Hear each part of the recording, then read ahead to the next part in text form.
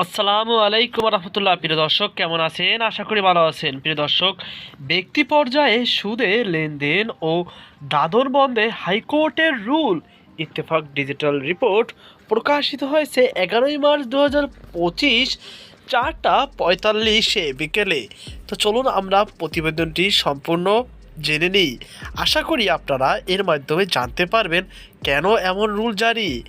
Bank ও আর্থিক প্রতিষ্ঠান বাইরে ব্যক্তি পর্যায়ে সুদ ও দাদন ব্যবসায়ীদের চড়া সুদে লেনদেন বন্ধ এবং সংশ্লিষ্টদের বিরুদ্ধে প্রয়োজনীয় ব্যবস্থা নিতে কর্তৃপক্ষের নিষ্ক্রিয়তা কেন অবৈধ ঘোষণা করা হবে না তা জানতে চেয়ে রুল জারি করেছেন হাইকোর্ট। মঙ্গলবার 11 মার্চ বিচারপতি মোহাম্মদ আশরাফুল কামাল ও বিচারপতি কাজী ওয়ালিউল ইসলামের সমন্বয়ে গঠিত হাইকোর্ট বেঞ্চ এই আদেশ দেন।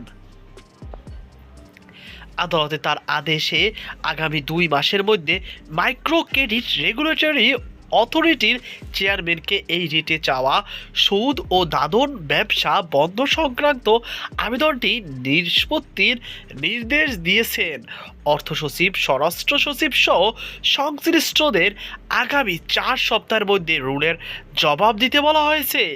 আদালতে রিটের পক্ষে শুনানি করেন অ্যাডভোকেট ফরহাদ উদ্দিন আহমেদ ভূঁইয়া।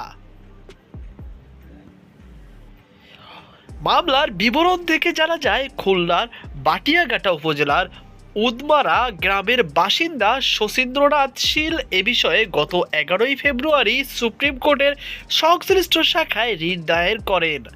শুনানি শেষে আজ আদালত এ আদেশ দেন।